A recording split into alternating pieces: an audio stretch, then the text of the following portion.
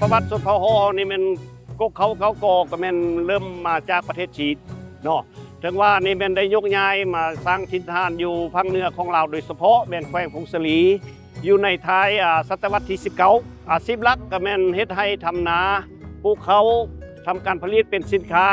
มหรยุคสมัยนี้ก็เป็นยุคสมัยที่ว่าแนวทางนโยบายเปลี่ยนแปลงใหม่แล้วก็พวกเขาก็พวกเขามีความขยันเพียรดูมันเนาะสร้างเศรษฐกิจครอบครัวทำมาค้าขายเฮ็ดทำการผลิตให้เป็นสินค้าส่งออกเนาะ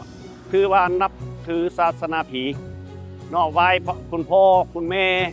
เนาะเป็นศาสนาผีและฮิตของประเพณีของเผ่าเขาถือว่าคล้ายเคียงกับจีนเนาะว่าง่ายๆยกตัวอย่างว่าบุญกินเจียงบุญปีใหม่ของเผ่าเขานี่มันเป็นปฏิทินมือเดียวกับบุญกุจีนของจีนเนาะต่างแต่ว่าพวกเขาเลยแม่นอยู่ลาวแล้วเรียนหนังสือลาว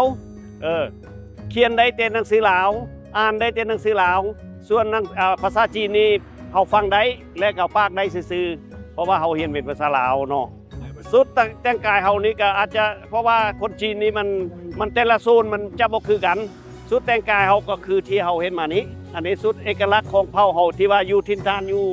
อุดมไซเขาอยู่ฟงสลีเขาเลยเป็นแบบสุดนี้ขัดคนเท้าก็จะนุ่งแบบสีเข้มๆนิดนึง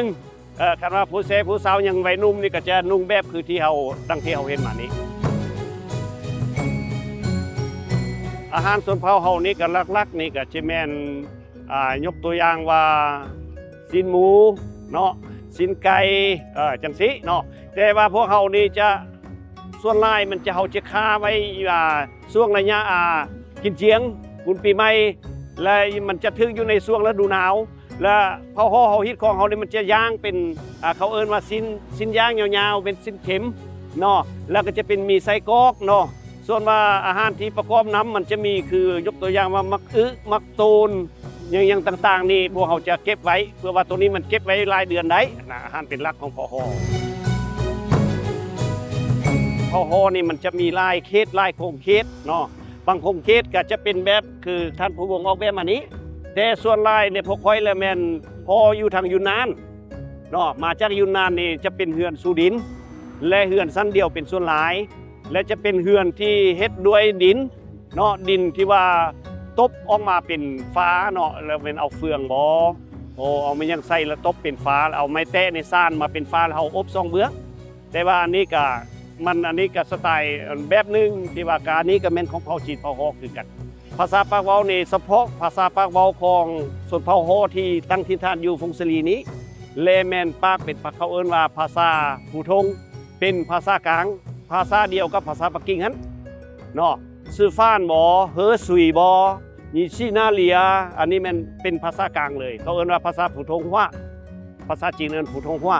ก็ถือว่าเป็นภาษาจีนกลางของประเทศจีนที่พวกคอยปากตั้งแต่ว่าเขาจะบ่ได้เรียนหนังสือบรรณคดีมันจะเปลี่ยนไปนิดนึงบางคำเขาจะฟังบ่ได้แต่ว่าเด็กน้อยสมัยนี้ขัดภาษาจีนฟังได้หมดแต่พื้นธรรมดานี่ได้แต่บางเทื่อเวลาเขาเว้าออกไปพวกคนจีนเขาเจ้าจะบ่เข้าใจเพราะว่าเขาเว้าเป็นภาษาเดิมพวกคอยก็ถือว่าพยายามที่สุดปลุกระดมพี่น้องบรรดาเผ่าลูกหลานเนาะที่ว่าเกิดมาใหญ่รุ่นนี้อยากให้รักษาฮิตของประเพณีอันดีงามของเผ่าฮอเฮาจังซั่นในเมื่อเฮาเว้าปานแล้วแต่ว่าเฮาเป็นผู้อาวุโสเฮาต้องเป็นตัวแบบให้กับเจ้าเฮาต้องนำพาให้กับเจ้าเฮ็ดเฮาต้องนุ่งถือให้กับเจ้าเบิ่งบ่ซั่นแน่คนเฮานี่ส่วนหลายนี่เกิดมาใหญ่รุ่นมานี่บางเทื่อละอายฮอดบ่กล้านุ่งเสื้อบรรดาเผ่าของเฮาจังซั่นเฮาต้องเป็นตัวแบบให้ลูกให้หลาน今天是祝贺给这个国家政府那么和这个普通家知道下来这个组织我们给我们来参加知道永镇参加这个民俗会祝贺给政府国家政府这些给他身体健康身体快乐万事如意祝贺给人民庆祝个个的给他身体健康万事如意谢谢